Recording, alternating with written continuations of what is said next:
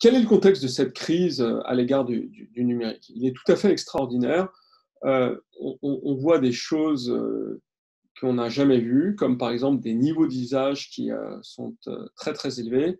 Les sites médias, par exemple, ont multiplié leur trafic par presque 2 pour certains d'entre eux, jusqu'à 3 pour un certain nombre d'entre eux. Et ça, c'est quelque chose qui est extrêmement intéressant. Et puis, il y a des services comme les services de visioconférence qui explosent littéralement. Le plus connu d'entre eux, c'est évidemment Zoom. Mais il y a toute une panoplie d'outils qui sont, d'ailleurs pour certains d'entre eux, nationaux, qui connaissent des taux de croissance inégalés de facteurs 5, 7, 10, 15 pour certains d'entre eux.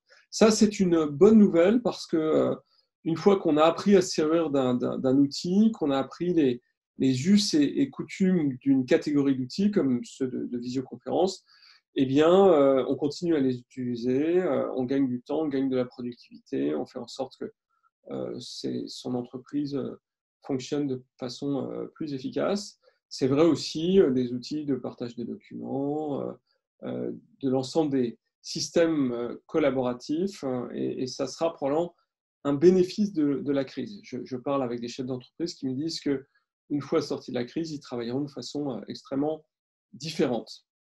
Alors, il y a sur le champ des entreprises des gagnants et des perdants. Il y a une petite surprise, certaines très très grandes entreprises, je pense en particulier à certaines banques que je ne nommerai pas, sont obligées d'envoyer des gens travailler sur les plateaux de change, les plateaux de trading plutôt, parce qu'ils ne savent pas déléguer ces plateaux de trading, faire en sorte que les gens puissent travailler de chez eux. J'ai eu ce feedback.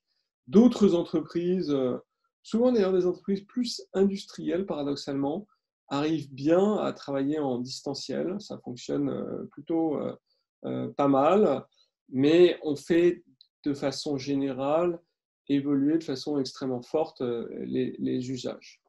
En ce qui concerne les services gouvernementaux, il y a aussi des gagnants et des perdants. La DGFiP, par exemple, a une culture de la dématérialisation, donc c'est les impôts, évidemment, qui ne datent pas d'hier. Par contre, il y a une petite difficulté à faire en sorte que les agents accèdent à des fonctions de back-office de façon efficace. Donc ça ne fonctionne pas toujours. Et puis, il y a des ministères qui sont des perdants. Je pense au ministère de l'Éducation nationale, qui a beaucoup de difficultés à fournir à la fois aux professeurs, aux élèves et aux fonctions de back-office ce qu'il faut pour que ça fonctionne. Le site du CNED, par exemple, a eu du mal à monter en charge. La justice aussi, ça ne fonctionne pas très bien. Et puis, un certain nombre d'autres ministères qui ont encore du mal à monter en charge. Donc, on a un panorama qui est assez, je dirais, fractionné. Et puis, on a évidemment les grandes initiatives du gouvernement dans le contexte de la crise. On pense à Stop Covid, cette application dont on parle beaucoup. Je dois vous dire que ça m'agace un peu parce que je vois beaucoup de fantasmes s'exprimer, notamment dans les médias à cet égard. Donc non, on ne peut pas localiser les gens avec cette application. On ne peut pas non plus avoir des infos personnelles sur les individus. L'application respectera le RGPD et la directive e-privacy. Et c'est important de le dire parce que je ne sais pas pourquoi, mais encore une fois, beaucoup de fantasmes circulent. Dernier point, comment on fait redémarrer l'économie? Alors, contrairement à ce qui se dit beaucoup, l'économie européenne est extrêmement intégrée. Les supply chains, notamment numériques, sont intégrées à un niveau européen. Donc, vous ne pouvez pas dire je fais repartir un fabricant d'automobile en disant maintenant on ne se fournit plus qu'auprès d'acteurs français. C'est juste impossible. Et là aussi, il faut casser ces fantasmes. Il y a une intégration européenne et dans une moindre mesure mondiale. Par exemple, les plateformes numériques dans l'automobile sont très souvent américaines. Et puis, l'acier vient très souvent de Chine. Donc ça ne va pas changer demain. Ça continuera probablement comme avant. Là où on peut faire des inflexions, c'est sur les supply chains dans l'agroalimentaire. C'est plus facile de faire ça.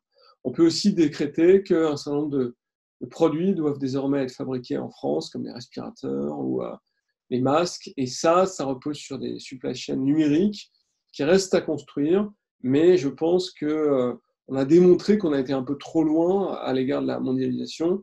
Et la technologie peut nous aider à localiser les stocks, les fournisseurs, les donneurs d'ordre, etc., et à faire en sorte que le dispatching se passe de façon efficace.